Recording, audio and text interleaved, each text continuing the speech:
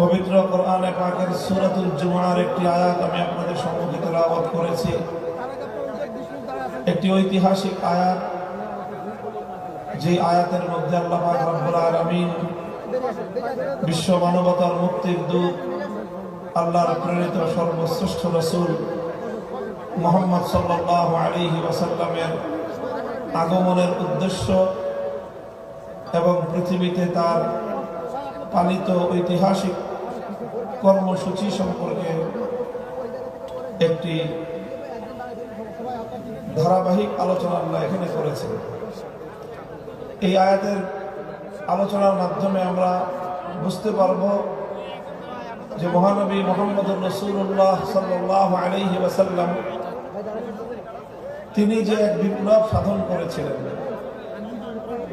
একটি অন্ধকার এবং জাহেলি যুগে তিনি মরুচারী এক জাতির নিকট আগমন করে সেই আরব্য মরুচারী অসভ্য বর্বর একটি জাতিকে পৃথিবীর ইতিহাসের সবচেয়ে উন্নত, সুসভ্য, সবচেয়ে আলোকিত জাতিতে পরিণত করেছেন, যারা শুধু আরব ভূখণ্ডেই নয়, পৃথিবীর এক প্রান্ত থেকে আরেক প্রান্ত পর্যন্ত আলোকবর্তিকা হয়ে সভ্যতার মশাল নিয়ে মানবতার দূত হয়ে পৃথিবীর দিকে দিকে তারা ছড়িয়ে পড়েছে এবং সারা বিশ্বময় সূচিত হয়েছে মানব সভ্যতার এক অনন্য জাগরণ।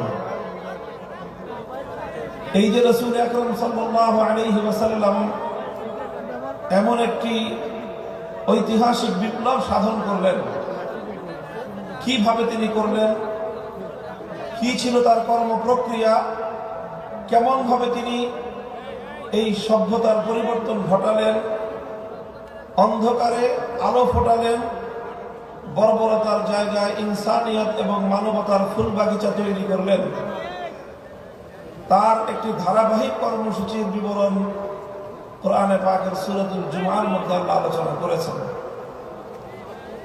ঠিক একই ধরনের আরেকটি আয়াত সূরাতুল বাকারার মধ্যেও রয়েছে, কাছাকাছি আয়াত, সামান্য অগ্র পশ্চাতের একটু পার্থক্য সহ মূল কথাগুলো একইভাবে সূরাতুল বাকারার মধ্যেও আল্লাহ পাক কাছাকাছি আরেকটি আয়াত নাজিল করেছেন। সেখানে আল্লাহ বলেছেন, রব্বানা ওয়াবআস ফীহিম রাসূলাম মিনহুম ইয়াতলু আলাইহিম আয়াতিকা ওয়া ইউআল্লিমুহুমুল কিতাবা ওয়াল হিকমাতা ওয়া ইউযাক্কিহিম ইন্নাকা আনতাল আজিজুল হাকীম। এই আয়াতটি অবতীর্ণ হয়েছে খলিলুল্লাহ ইব্রাহিম আলাইহিস সালাতু ওয়াস সালামের দোয়া হিসাবে, অর্থাৎ তিনি একটি দোয়া করেছিলেন আল্লাহর কাছে। সেই দোয়ার ভাষ্য আল্লাহ পাক রব্বুল আলামিন উদ্ধৃতি আকারে সূরাতুল বাকারার মধ্যে ইব্রাহিম আলাইহিস সালাতু ওয়াস সালামের ইতিহাস বর্ণনার প্রসঙ্গে আল্লাহ আলোচনা করেছেন। তাও আরেকটি ঐতিহাসিক প্রেক্ষাপটে আল্লাহর নির্দেশে ইব্রাহিম আলাইহিস সালাম তার সন্তান ইসমাইল আলাইহিস সালামকে নিয়ে সেই মক্কার পাহাড়ি প্রান্তরে একটি উপত্যকায়, চারিদিকে পাহাড় পরিবেষ্টিত একটি জনমানবহীন, একটি অনুন্নত, অবহেলিত একটি অঞ্চলে, পাহাড়ি অঞ্চলে, পাথুরে অঞ্চলে আল্লাহর পক্ষ থেকে আদিষ্ট হয়েছিলেন আল্লাহর ঘর বাইতুল্লাহ নির্মাণ করার জন্য। বিওয়াদিন গায়রি যী যারঈন, এমন একটি উপত্যকা যেখানে কোনো ফল ফসল হয় না, যেখানে কোনো ফুল ফোটে না, যেখানে কোনো বৃক্ষলতা গজায় না, অর্থাৎ মানুষকে আকৃষ্ট করার মতো সেখানে কিছুই নেই। একটি খুবই ক্ষুদ্র জনবসতি, তাও অতি সম্প্রতি যেই জনবসতিটা গড়ে উঠেছে, এমন একটি অনুন্নত, জনবিচ্ছিন্ন, অনুন্নত একটি জনবসতিতে আল্লাহ পাক নির্দেশ দিলেন সেখানে যেন আল্লাহর ঘর নির্মাণ করা হয় এবং সেই ঘরটিকেই আল্লাহ পাক রব্বুল আলামিন অনাগত ভবিষ্যতে সারা পৃথিবীর জন্য সেন্টার পয়েন্ট হিসেবে, সারা পৃথিবীর মার্কাজ হিসেবে আল্লাহ সেটাকে বিশ্ববাসীর জন্য গ্রহণযোগ্য করবেন এবং সারা পৃথিবীর নেতৃত্ব প্রদান করা হবে এই বাইতুল্লাহ থেকে, আল্লাহর ঘর থেকে, এবং সারা দুনিয়ার মানুষের কেন্দ্রবিন্দুতে পরিণত হবে এই ঘর। আল্লাহ পাক সেই ঘর নির্মাণ করার নির্দেশ দিলেন তার খলিলকে। স্বাভাবিকভাবেই খলিলুল্লাহ ইব্রাহিম আলাইহিস সালাতু ওয়াস সালামের কাছে এটা একটা বিষয় ছিল যে এমন একটা জনপদ, যে জনপদে না আছে মানুষ, না আছে মানুষকে আকৃষ্ট করার মতো কোনো জিনিস, সেই জনপদের জনবিচ্ছিন্ন একটি পাহাড়ে পাথুরে ভূমিতে এই ঘরটি নির্মাণ করা হলে সেই ঘর কিভাবে সারা দুনিয়ার মানুষের জন্য কেন্দ্রে পরিণত হবে, কিভাবে এটাকে কেন্দ্রে পরিণত করতে হলে প্রয়োজন হবে এখানে কেন্দ্রীয় কিছু কর্মসূচির, যে কর্মসূচির মাধ্যমে আল্লাহর ঘর বাইতুল্লাহ সারা পৃথিবীর মানুষের জন্য কেন্দ্রে পরিণত হবে। এখানে একটা মার্কাজ গড়ে উঠবে, আর সেটা গড়ে উঠবার জন্য ইব্রাহিম আলাইহিস সালাতু ওয়াস সালাম বুঝতে পেরেছিলেন যে একটি মার্কাজ, একটা সেন্টার গড়ে উঠবার জন্য প্রয়োজন হলো একজন কেন্দ্রীয় ব্যক্তিত্বের। এই জন্য ইব্রাহিম আলাইহিস সালাতু ওয়াস সালাম আল্লাহর কাছে দোয়া করলেন বাইতুল্লাহ নির্মাণ করে, যে আল্লাহ এই ঘর তোমার ঘর কাবা, এই কাবা সারা দুনিয়ার মানুষের কেন্দ্রবিন্দুতে যদি পরিণত হতে হয় তাহলে এখানে তুমি এমন একজন মহামানব পাঠাও, যে মহামানব তার কর্মসূচির মাধ্যমে সারা দুনিয়ার মানুষকে বাইতুল্লাহর দিকে আকৃষ্ট করবে এবং বাইতুল্লাহর দিকে সারা পৃথিবীর মানুষের মন মস্তিষ্ক এবং তাদের মনোযোগকে নিবিষ্ট করবে, আকৃষ্ট করতে পারবে। তখন ইব্রাহিম আলাইহিস সালাম আল্লাহর কাছে দোয়া করলেন, হে আল্লাহ তুমি একজন মানুষ এখানে পাঠাও, একজন মহামানব তুমি পাঠাও, একজন রাসূল তুমি পাঠাও, যেই রাসূলের কিছু কর্মসূচির কথা ইব্রাহিম আলাইহিস সালাম উল্লেখ করেছেন। ইব্রাহিম আলাইহিস সালাম তার দোয়ার মধ্যে যেই রাসূলের জন্য তিনি কামনা ব্যক্ত করেছেন, দোয়া করেছেন আল্লাহর কাছে, সেই রাসূলের জন্য তিনি 4টি কর্মসূচি এবং 4টি বৈশিষ্ট্যের কথা উল্লেখ করেছেন। বিস্ময়কর বিষয় হলো ইব্রাহিম আলাইহিস সালাতু ওয়াস সালাম যেই 4টি বৈশিষ্ট্যের কথা উল্লেখ করেছিলেন তার দোয়ার মধ্যে তার সেই কামনীয় মহান রাসূলের জন্য 6000 বছর পরে আল্লাহ পাক রব্বুল আলামিন যখন সেই মক্কার মাটিতে, সেই মক্কার ভূখণ্ডে, সেই বাইতুল্লাহর নগরে তিনি যখন ইব্রাহিম আলাইহিস সালামের দোয়ার সেই স্বপ্ন পুরুষ মুহাম্মদুর রাসূলুল্লাহ সাল্লাল্লাহু আলাইহি ওয়াসাল্লামকে আল্লাহ নবুয়ত দিয়ে প্রেরণ করলেন, তখনও আল্লাহ পাক রব্বুল আলামিন এই মহান নবীর কর্মসূচি হিসেবে সেই 4টি বিষয়কেই উল্লেখ করলেন, যেই 4টি বিষয়কে উল্লেখ করে 6000 বছর আগে ইব্রাহিম আলাইহিস সালাম এরকম একজন মহামানব পাঠানোর জন্য আল্লাহর কাছে আকুতি জানিয়েছিলেন। ইব্রাহিম আলাইহিস সালাম বলেছিলেন, রব্বানা ওয়াবআস ফীহিম রাসূলাম মিনহুম ইয়াতলু আলাইহিম আয়াতিকা ওয়া ইউআল্লিমুহুমুল কিতাবা ওয়াল হিকমা ওয়া ইউযাক্কিহিম ইন্নাকা আনতাল আজিজুল হাকীম। আমরা এখানে ধারাবাহিকভাবে ইব্রাহিম আলাইহিস সালামের দোয়া এবং 6000 বছর পরে সেই দোয়ার স্বপ্ন প্রতিশ্রুত পুরুষ মুহাম্মদুর রাসূলুল্লাহ সাল্লাল্লাহু আলাইহি ওয়াসাল্লামের আগমনের প্রাক্কালে আল্লাহ পাক রব্বুল আলামিন সেই নবীর যে কর্মসূচিগুলো উল্লেখ করেছেন, ধারাবাহিকভাবে সেই 4টি কর্মসূচির আমরা আলোকপাত করব, আলোচনা করব। এটাই হলো আজকে আমার তাফসীরুল কোরআনের আলোচ্য বিষয়। প্রথম কর্মসূচির কথা আল্লাহ পাক বলেছেন। আরেকটি গুরুত্বপূর্ণ এখানে পয়েন্ট হলো আলোচনার, যেই 4টি কর্মসূচির কথা ইব্রাহিম আলাইহিস সালামের দোয়ার মধ্যেও এসেছে এবং সেই দোয়ার বাস্তবায়ন যখন আল্লাহ ঘটিয়েছেন, কবুল করেছেন, কবুল করে তার বাস্তবায়ন ঘটানোর সময় নবীকে আল্লাহ পাঠিয়ে যেই কর্মসূচিগুলির কথা বলেছেন, 4টি কর্মসূচি, এই 4টি কর্মসূচি একটি বিষয়কে কেন্দ্র করে আবর্তিত হয়েছে, আর সেই বিষয়টি হলো মহাগ্রন্থ আল কোরআনুল কারীম। কোরআনকে কেন্দ্র করেই আল্লাহ নবীর বৈপ্লবিক সকল কর্মসূচি নিবিষ্ট হয়েছে, কেন্দ্রীভূত হয়েছে। মূল হলো কোরআন, কিতাবুল্লাহ। এই কিতাবুল্লাহকে কেন্দ্র করেই রাসূলুল্লাহ তিনি তার যাবতীয় কর্মসূচি পালন করেছেন, তিনি তার যাবতীয় কর্মকাণ্ড পরিচালনা করেছেন, তিনি তার বিপ্লব সাধন করেছেন। সুতরাং রাসূলুল্লাহর আনিত মহান বিপ্লবের কেন্দ্রীয় পয়েন্ট হলো, কেন্দ্রীয় বিষয় হলো কিতাবুল্লাহ।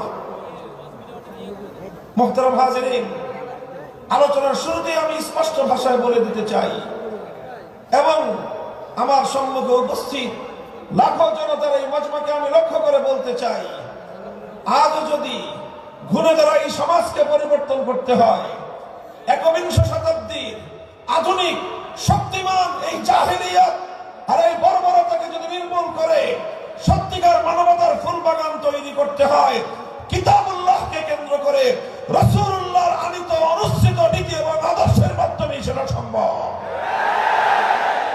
কাজে আমাদেরকে আবার, যারা আমরা আল্লাহর কিতাবুল্লাহর অনুসারী, যারা আমরা রাসূলুল্লাহর উম্মত, কিতাবুল্লাহর অনুসারী, রাসূলুল্লাহর উম্মতদেরকে আবার সেই রাসূলুল্লাহর আদর্শ কিতাবুল্লাহর অনুসরণের মাধ্যমে সমস্ত তন্ত্রমন্ত্রের কবর রচনার মধ্য দিয়ে নতুন বিশ্ব ব্যবস্থা গড়ে তুলতে হবে, নতুন বিশ্ব ব্যবস্থার জাগরণ ঘটাতে হবে।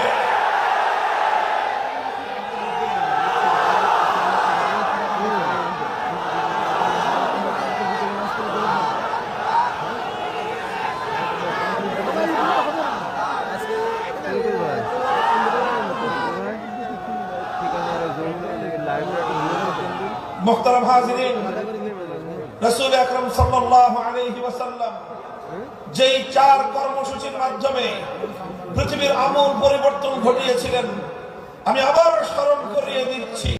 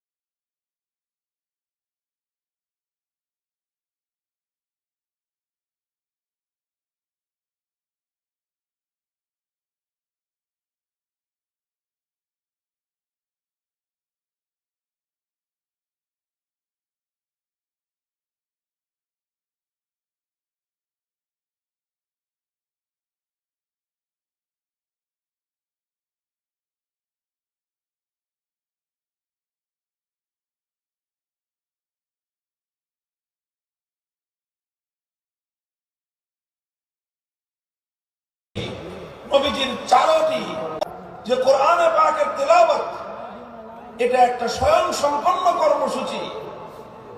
বিপ্লবের আল্লাহর নবী এই মহান পরিবর্তন, এই ইনকিলাব, এই বিপ্লবের মূল এবং সর্বপ্রথম বুনিয়াদী কর্মসূচি ছিল আল্লাহর কোরআনের তেলাওয়াত। কোরআনে পাকের তেলাওয়াত এটি একটি, আবারও বলছি, স্বয়ং সম্পন্ন কর্মসূচি। স্বয়ং সম্পন্ন কর্মসূচির অর্থ হলো যে কোরআনের তেলাওয়াত করাটাই একটা লক্ষ্য বস্তু। এমনকি একজন মানুষ যদি কোরআনের অর্থ নাও বুঝে, কোরআনের অর্থ যদি সে নাও বুঝে, তবুও কোরআনে পাকের তেলাওয়াত এটার এর যে গুরুত্ব, এর যে তাৎপর্য বিন্দু পরিমাণ ক্ষুণ্ণ হয় না। কোরআনের তেলাওয়াত এটাই আল্লাহ রাসূল সাল্লাল্লাহু আলাইহি ওয়াসাল্লামের একটি পূর্ণাঙ্গ কর্মসূচি ছিল। পৃথিবীতে একমাত্র কিতাব, একমাত্র গ্রন্থ যার রিসাইটিং এবং যার তেলাওয়াত এটি একটি বড় ধরনের প্রভাব তৈরি করতে পারে। পৃথিবীর অন্য কোন গ্রন্থ, অন্য কোন কিতাবের অর্থ না বুঝে পাঠ করা, অর্থ না বুঝে সেটি পড়া, এর কোনো প্রভাব নাই।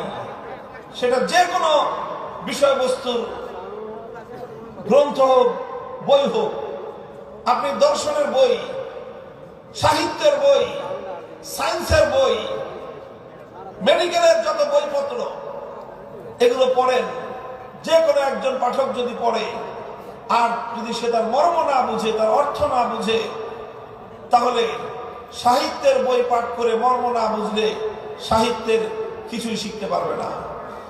দর্শনের বই না বুঝে পড়লে কোনো লাভ নাই। সায়েন্স বিজ্ঞানের বই না বুঝে পড়লে কোনো লাভ নাই।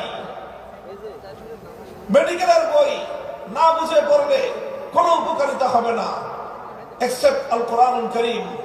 পৃথিবীতে একমাত্র কিতাব কোরআনে পাক, যে কোরআন না বুঝে পড়লেও সেই কোরআন মানুষের হৃদয়ের মধ্যে তার অ্যাকশন এবং তার প্রভাব তৈরি করে থাকে।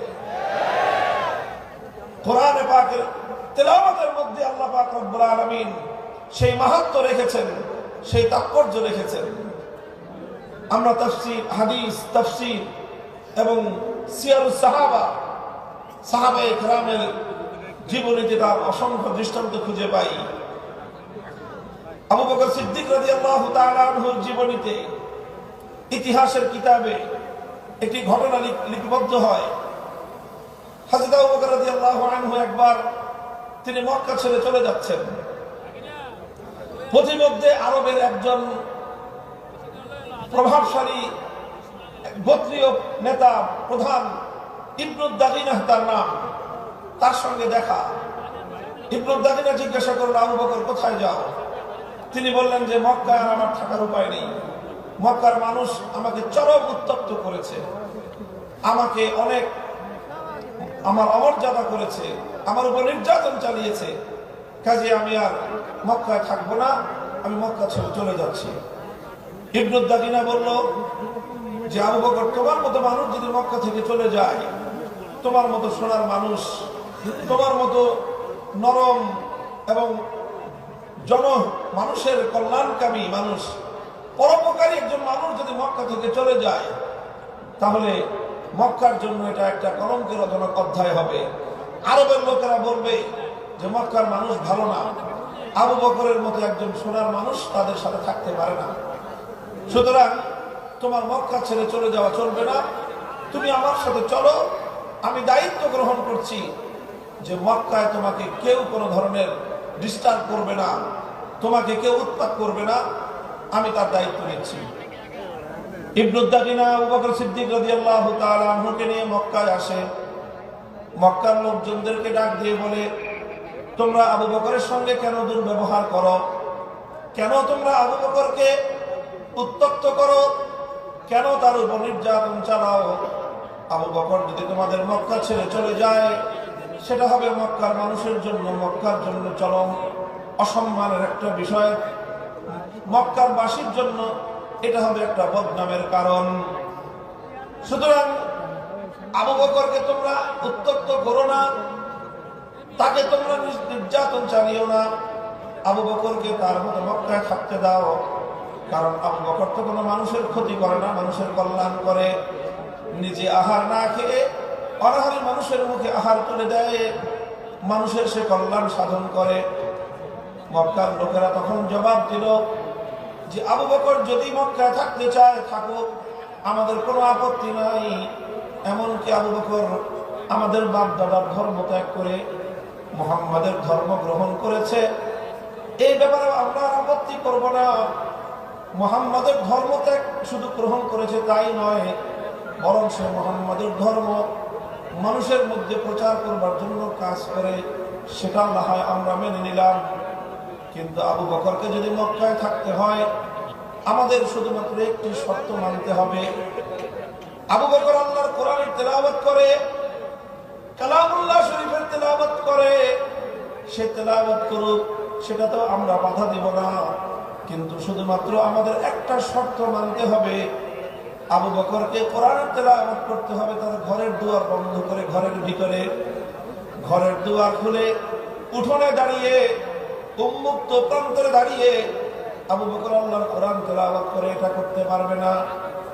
ইবনে দাকিনা জিজ্ঞাসা করলো কারণ কি? ঘরটার মালিক আবু বকর, ঘরের যে উঠোন সেই উঠোনের মালিকও আবু বকর। ঘরের উঠোনে, ঘরের বাইরে দাঁড়িয়ে, বারান্দায় দাঁড়িয়ে যদি আবু বকর তেলাওয়াত করে তোমাদের সমস্যা কোথায়?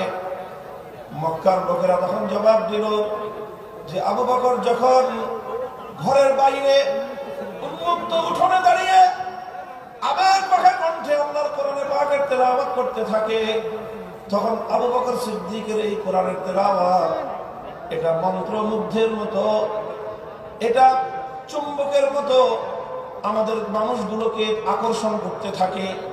এমনকি আমরা ঘরের মধ্যে আমাদের ছোট্ট ছোট্ট শিশুদেরকে পর্যন্ত দড়ি দিয়ে বেঁধে রাখতে পারি না। বাদ ভাঙ্গা জ্বরের মতো আবু বকরের কোরআনের তেলাওয়াত এটা লোহাকে যেমন চুম্বক আকর্ষণ করে টেনে নেয়, আবু বকরের তেলাওয়াতে কোরআন এভাবেই আমাদের ছোট ছোট ছোট শিশু বাচ্চাদেরকে, আমাদের ছোট ছোট শিশুদেরকে পর্যন্ত আবু বকরের দিকে, কোরআনের তেলাওয়াতের দিকে আকৃষ্ট করে টেনে নিয়ে আসে। কোরআন তেলাওয়াত করুক, আপত্তি নাই, কিন্তু এমন ভাবে তেলাওয়াত করতে হবে যেন আমাদের মানুষের কর্ণকুহরে কোরআনের তেলাওয়াতের আওয়াজ পৌঁছতে না পারে। মুহতারাম হাজিরিন, ইতিহাস বলে এভাবেই শুধু আল্লাহর কোরআনের তেলাওয়াত এটাই সর্বপ্রথম মক্কার কায়েমি স্বার্থবাদীদের, জাহেলিয়াতের ভিত শুদ্ধ কাঁপিয়ে দিয়েছিল। কোরআনের তেলাওয়াতের মধ্যে আল্লাহ পাক রব্বুল আলামিন সেই অ্যাকশন এবং সেই প্রভাব রেখে দিয়েছেন, সেই তাসির রেখে দিয়েছেন। বলেন সুবহানাল্লাহ। আজ কোরআনে পাকের তেলাওয়াত আমরা ছেড়ে দিয়েছি, ভুলে গিয়েছি। খুবই স্বল্প পরিমাণ মানুষ উম্মতের মধ্য থেকে আল্লাহর কোরআনে পাকের বিশুদ্ধ তেলাওয়াত করতে পারে। কোরআনের সেই তেলাওয়াতের সেই পরিবেশ আবার জিন্দা করা চাই।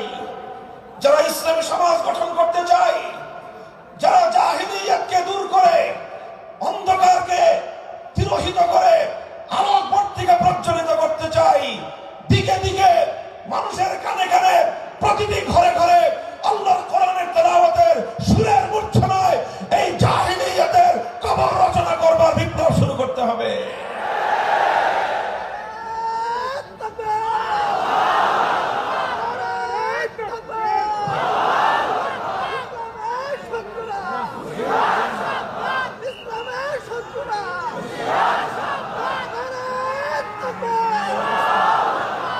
هو الذي بعث في الأميين رسولا منهم يتلو عليهم آياته ويعلمهم الكتاب والحكمة। নবী আকরাম সাল্লাল্লাহু আলাইহি ওয়াসাল্লামের এক নম্বর কর্মসূচি ছিল তেলাওয়াতে কালামে পাক, তেলাওয়াতে কিতাবুল্লাহ। আলহামদুলিল্লাহ, আজকের সমাজেও মাদ্রাসাগুলোর মধ্যে, শিক্ষা প্রতিষ্ঠানগুলোর মধ্যে, বিশেষ করে মক্তব এবং তাহফিজুল কোরআন বিভাগ, হিফজ বিভাগে এই বিশুদ্ধ তেলাওয়াতের চর্চা চলছে। আমরা আজকের এই 5ই আগস্ট পরিবর্তিত বিপ্লবোত্তর বাংলার এই মাটিতে একটা স্পষ্ট আহ্বান জানাতে চাই, একটা দাবি তুলতে চাই। গোটা বাংলার 18 কোটি তাওহীদি জনতার এক কণ্ঠে আওয়াজ তুলতে চাই। আমাদের জাতীয় শিক্ষা ব্যবস্থায় প্রতিটি স্কুলে, প্রাইমারি স্কুলে আমার সন্তানদেরকে জাতীয় শিক্ষা ব্যবস্থার অন্তর্ভুক্ত করে বিশুদ্ধ কোরআন তেলাওয়াত শিক্ষার ব্যবস্থা করতে হবে। যদি স্কুলগুলোতে আমাদের সোনামণিদেরকে আল্লাহর কোরআনের সঠিক শিক্ষা, তেলাওয়াত শিক্ষা দেওয়া শুরু হয়, এই আমার বাংলাদেশকে আর কোন শক্তি বিপথগামী করতে পারবে না, বিপথগামী করতে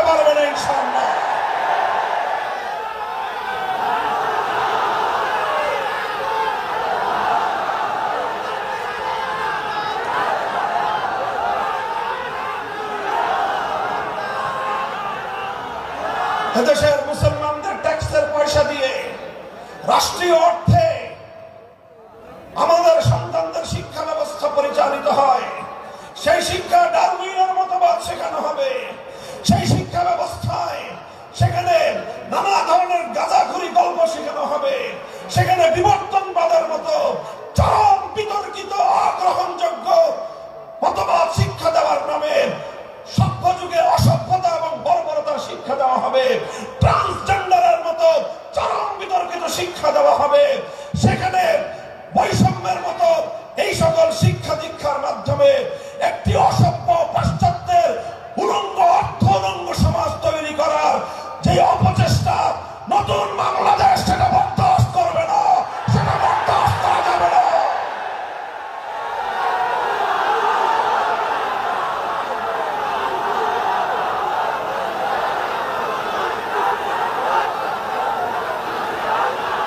এই জন্য আমরা যে কথা বলছি, কোরআনকে ঘরে ঘরে পৌঁছাতে হবে। প্রতিটি শিশুর হৃদয়ে আল্লাহর কোরআনের আলো জ্বলতে হবে। আমাদের জাতীয় শিক্ষা ব্যবস্থায় প্রতিটি প্রাইমারি স্কুলে একজন কোরআনের শিক্ষক নিয়োগ দিয়ে বিশুদ্ধ তেলাওয়াতের এই আওয়াজ আজ বাংলাদেশে গণদাবিতে পরিণত করতে হবে। নিজেদের অধিকার যদি স্বাভাবিকভাবে আদায় না হয়, যে কোনো মূল্যে আগামী ভবিষ্যৎ প্রজন্মের ঈমান এবং আকীদা রক্ষার জন্য আদায় করে নিতে হবে, আদায় করে নিতে হবে।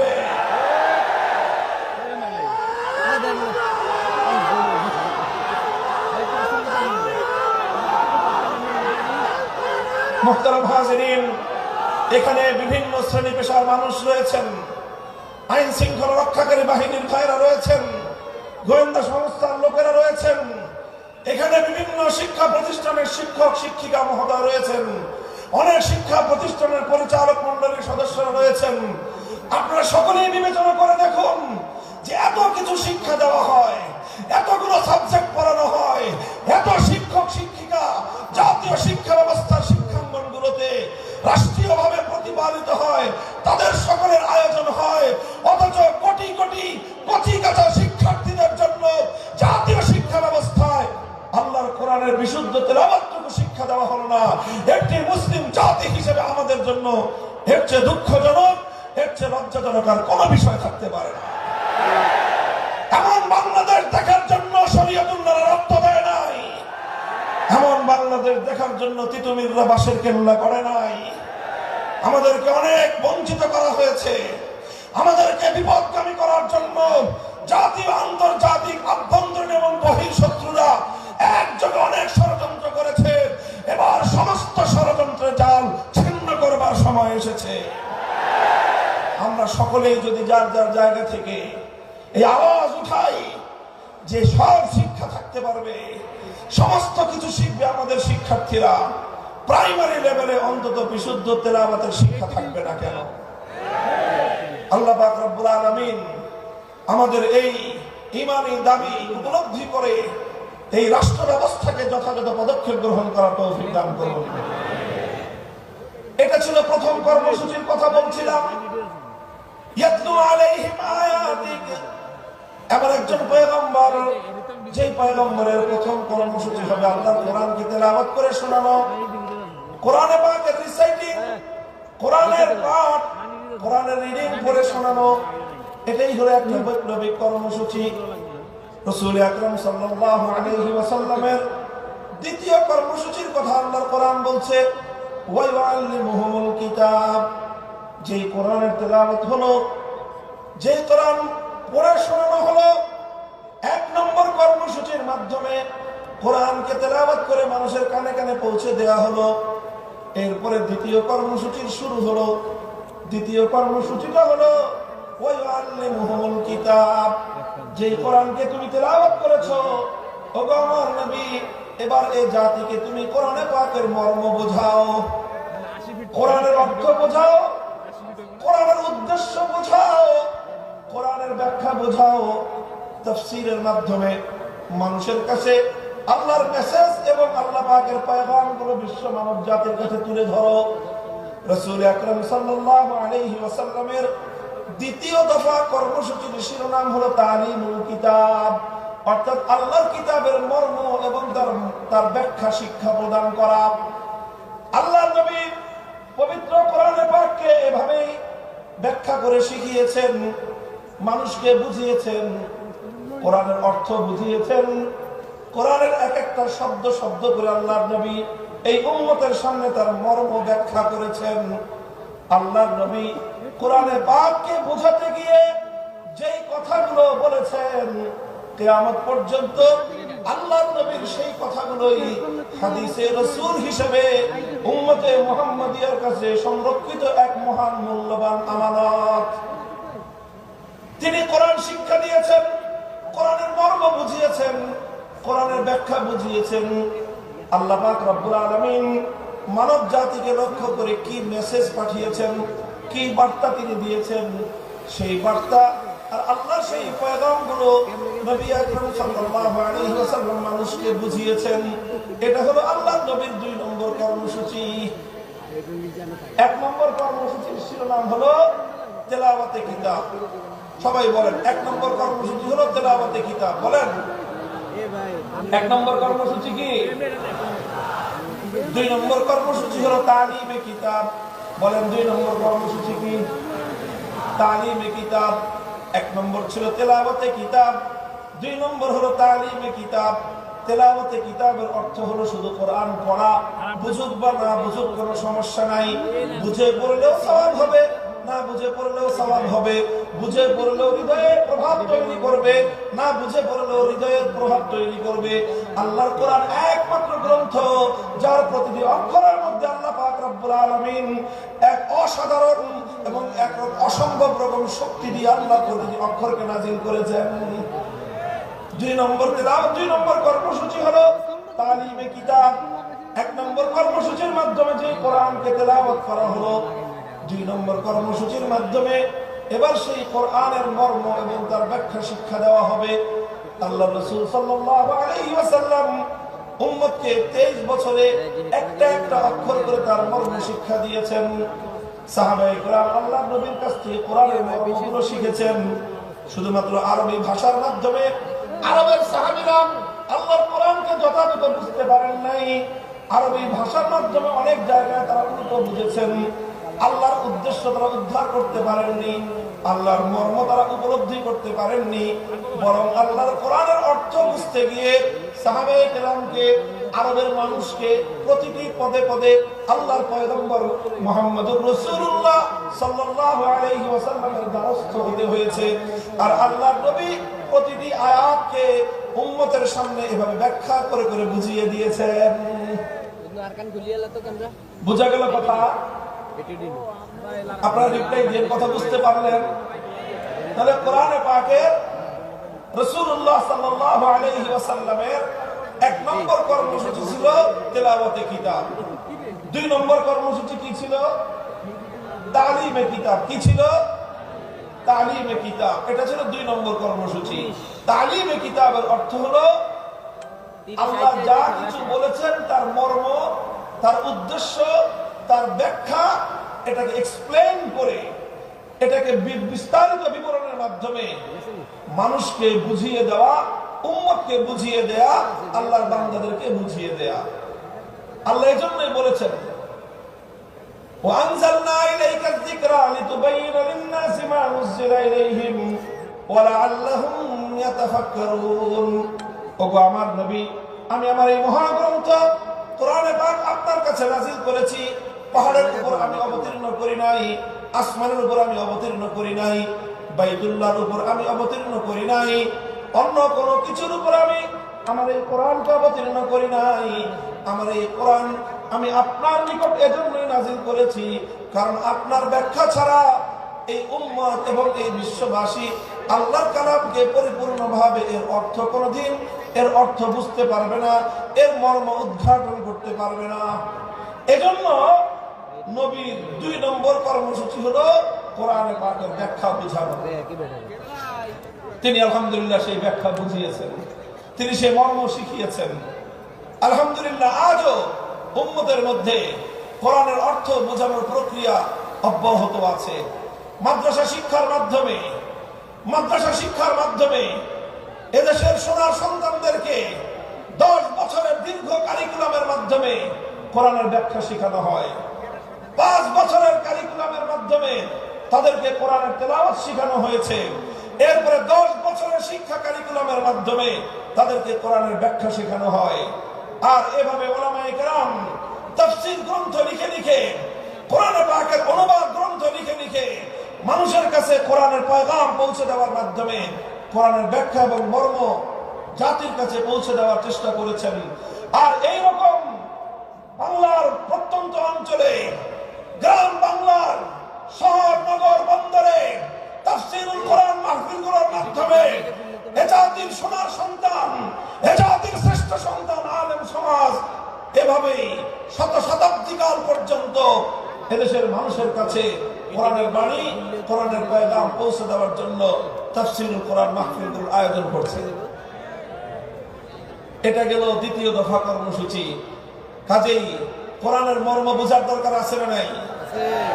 এটা বড় আশ্চর্যজনক বিষয়, বড় দুঃখজনক মর্মান্তিক একটা বিষয় আছে। বহু মানুষ, বহু ভাই বোন আমাদের মাঝে এমন খুঁজে পাওয়া যাবে, অনেক কিছু তারা পড়াশোনা করেছেন জীবনে, অনেক পড়াশোনা করেছেন, রাজনীতি নিয়ে পড়াশোনা করেছেন, অর্থনীতি নিয়ে পড়াশোনা করেছেন, সাহিত্য নিয়ে পড়াশোনা করেছেন, দর্শন নিয়ে পড়াশোনা করেছেন।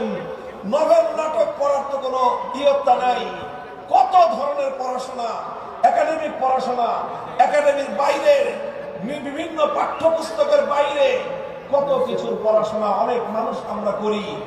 কিন্তু বহু মানুষ, আল্লাহর অনেক এমন বান্দা, আল্লাহর নবীর এমন অনেক উম্মত রয়ে গিয়েছে, জীবনে 60, 70, 80 বছর বয়সে অন্তত একবারের জন্য হলো আল্লাহর কোরআনের সূরাতুল ফাতিহা আলহামদুলিল্লাহ থেকে সূরাতুন নাসের মিনাল জিন্নাতি ওয়ান নাস পর্যন্ত পূর্ণ কোরআনে পাকের ব্যাখ্যা তো দূরের কথা, অনুবাদটুকু একবার কেউ পড়ে দেখে নাই।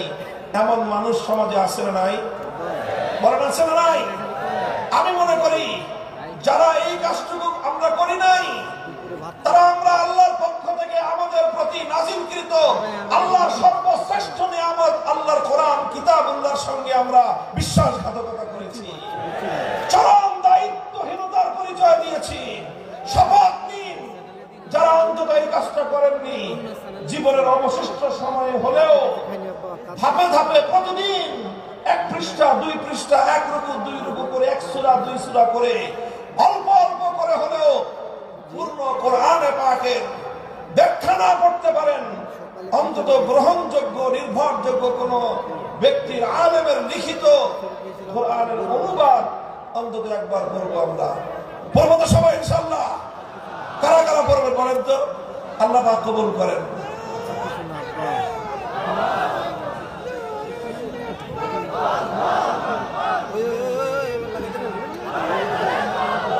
আমরা আল্লাহর কোরআনের আলো ঘরে ঘরে জ্বালতে চাই। ঘরে ঘরে জ্বালার আগে অন্তত প্রথম আমাদের হৃদয়ে গহীনে আল্লাহর কোরআনের আলো জ্বালতে হবে। প্রতিটি মুসলমান কোরআনের তেলাওয়াত শেখার চেষ্টা করতে হবে। দ্বিতীয়ত, কোরআনের মর্ম বোঝার জন্য তালিমে কিতাবের কর্মসূচির আওতায় আমাদের আসতে হবে। আল্লাহর নবীর প্রথম কর্মসূচি তেলাওয়াতে কিতাবের আওতায় এসে কোরআনে পাকের তেলাওয়াত শিখতে হবে।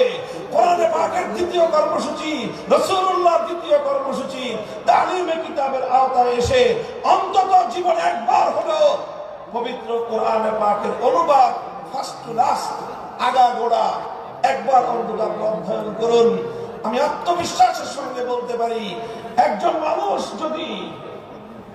মানুষ যদি মনোযোগ সহকারে পূর্ণ কোরআনে পাক একবার অনুবাদ পাঠ করে, কোরআন তার হৃদয়ের গহীনে এমন প্রভাব তৈরি করতে পারবে, পৃথিবীতে আর কোনো কিছু তার হৃদয়ে এত গহীন প্রভাব তৈরি করতে পারবে না। এটা গেল দ্বিতীয় দফা কর্মসূচি। 3 নম্বর কর্মসূচি হলো আল্লাহর পয়গম্বরের ওয়ায়ুআল্লিমুহুমুল কিতাবা ওয়াল হিকমাহ, তালিমে হিকমত।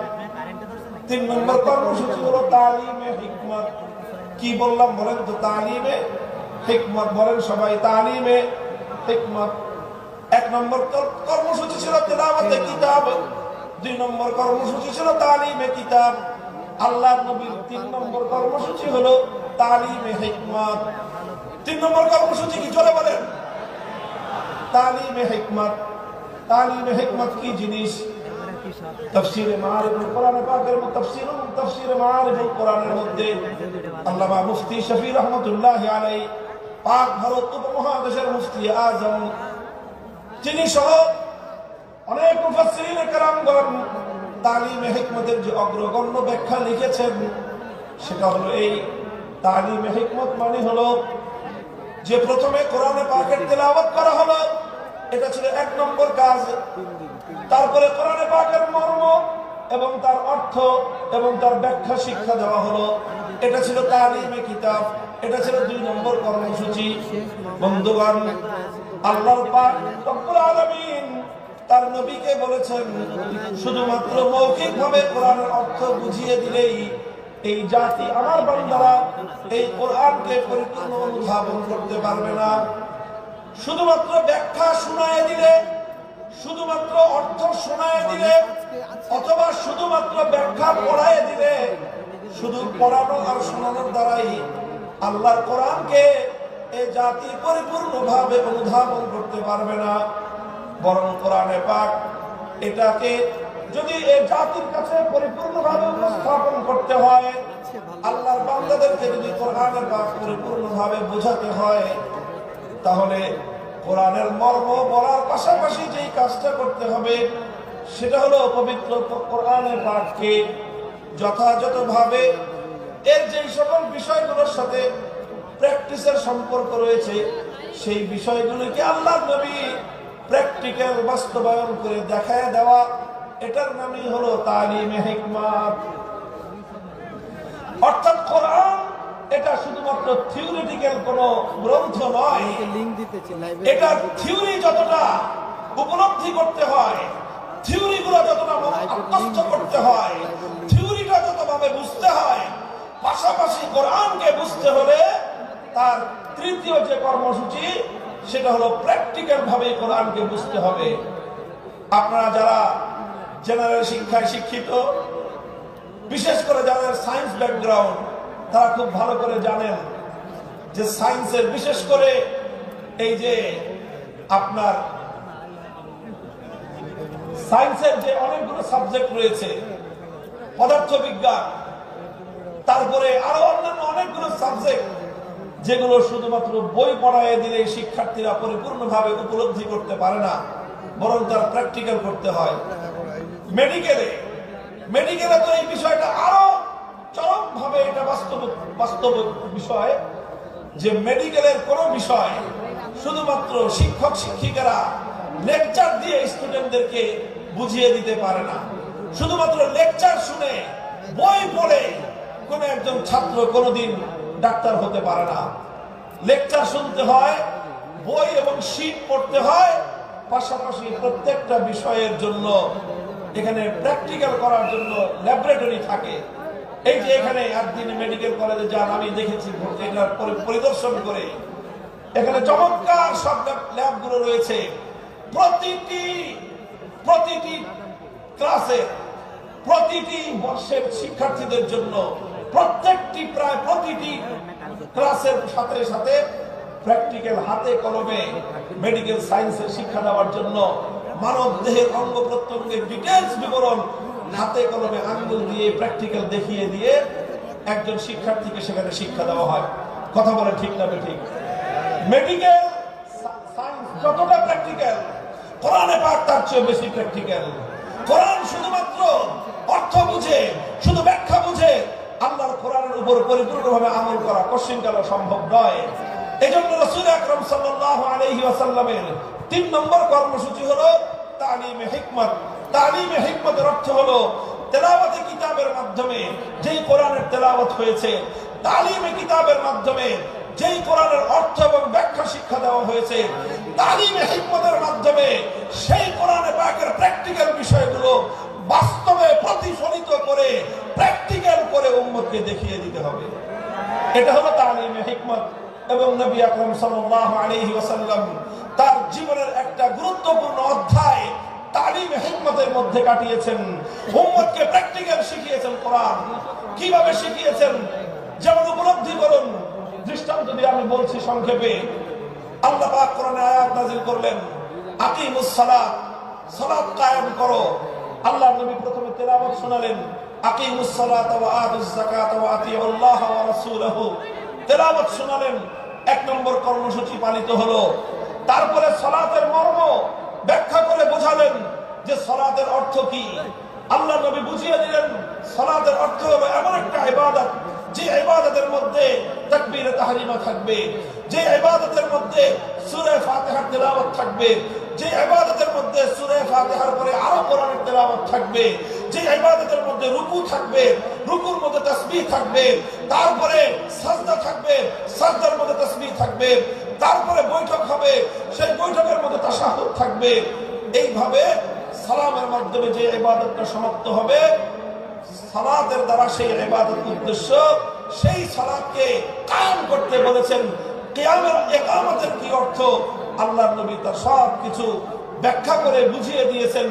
এখানেই নবীজির দায়িত্ব শেষ হয়নি, বরং সালাত কিভাবে আদায় করতে হবে রাসূল আকরাম সাল্লাল্লাহু আলাইহি ওয়াসাল্লাম প্র্যাকটিক্যাল ভাবে সেটা উম্মতকে শিক্ষা দিয়েছেন। মদিনার মসজিদ নববীর মধ্যে তিনি মিম্বার স্থাপন করে সেই মিম্বারের উপর দাঁড়িয়ে রাসূলুল্লাহ সাল্লাল্লাহু আলাইহি ওয়াসাল্লাম 2 রাকাত নামাজ আদায় করেছেন। সকলে দর্শক, আল্লাহর নবী সালাত আদায়কারী, সকল সাহাবী দর্শক। এরপরে আল্লাহর নবী সকলকে লক্ষ্য করে বললেন, সল্লু কামা রাআইতুমুনি উসাল্লি, তোমরা আমাকে যেভাবে নামাজ পড়তে দেখলে ঠিক সেভাবেই তোমরা নামাজ পড়বে। শুধু আমার কথা শুনে নামাজ পড়বে না, আমার হাদিস পড়ে শুধু নামাজ পড়বে না, বরং আমার নামাজ দেখে দেখে তোমরা নামাজ শিখবে। প্র্যাকটিক্যালি নামাজ শিক্ষা দিয়েছেন। এই যে নামাজের যে প্র্যাকটিক্যাল শিক্ষা দিলেন, এটার নামই হলো তালিমে হিকমত। এটা শুধু নামাজের ক্ষেত্রেই নয়, জীবনের প্রতিটি ক্ষেত্রে প্রত্যেকটি কর্মকাণ্ড একজন মুমিনের প্রতিটি কর্মকাণ্ডের প্র্যাকটিক্যাল নমুনা আল্লাহর নবীর জীবন থেকে গ্রহণ করতে হয়। নবীর জীবনে প্রতিটি কাজের যে প্র্যাকটিক্যাল নমুনা আছে, সেই প্র্যাকটিক্যাল নমুনাটাই হলো তালিমে হিকমত, সেটাই হলো কোরআনে পাকের প্র্যাকটিক্যাল। আল্লাহর নবীর উপর কোরআনে আয়াত নাযিল হলো, আস-সারিকু ওয়াস-সারিকাতু ফাকতাউ আইদিয়াহুমা জাযাআন বিমা কাসাবা নাকালাম মিনাল্লাহ ওয়াল্লাহু আজিজুন হাকীম। আয়াত নাযিল হলো, নবীজি তেলাওয়াত করে শোনালেন, এক নম্বর দায়িত্ব পালন হলো। তারপরে চুরি, চোর নারী হোক পুরুষ হোক, সেই চোরের সংজ্ঞা শিখালেন যে মানুষ কখন চোর সাব্যস্ত হয়, কতটুকু সম্পদ কিভাবে চুরি করলে এটা কোরআনে পাকের ভাষায় চুরি বলে সাব্যস্ত হবে। তারপরে সেই চুরির অপরাধ সাব্যস্ত হতে হলে কি লাগবে, আল্লাহর নবী সেটাকে ব্যাখ্যা করে বোঝালেন। ব্যাখ্যা করে শুধু মৌখিকভাবে বুঝিয়ে দিয়েই আল্লাহর নবীর দায়িত্ব ক্ষান্ত হয়নি, বরং যখন জমিনের মধ্যে চুরির অপরাধ যখন সংগঠিত হয়েছে, সেই অপরাধ সংগঠিত হওয়ার পর আল্লাহর কিতাবের ব্যাখ্যা অনুযায়ী, আল্লাহর কোরআনের নির্দেশ অনুযায়ী তিনি প্র্যাকটিক্যাল ভাবে চুরির শাস্তি প্রয়োগ করে দুনিয়াবাসীকে দেখিয়ে দিয়েছেন যে এই আয়াতের প্র্যাকটিক্যাল কিভাবে করতে হয়। আল্লাহ বলেছেন, চোর যদি চুরি করে ধরা পড়ে, নারী হোক বা পুরুষ হোক, যদি সংরক্ষিত স্থান থেকে কোন মানুষ অন্যের অন্তত 10 দিরহাম মূল্যমানের কোন সম্পত্তি সংরক্ষিত স্থান থেকে যদি চুরি করে, আর সেই চুরির অপরাধ যদি যথাযথ নির্ভরযোগ্য সাক্ষীর মাধ্যমে আদালতের সামনে প্রমাণিত হয়ে যায়, ফাকতাউ আইদিয়াহুমা, নির্দেশ হলো আল্লাহর, তখন সেই চোর নারী বা পুরুষের হাত কেটে দাও।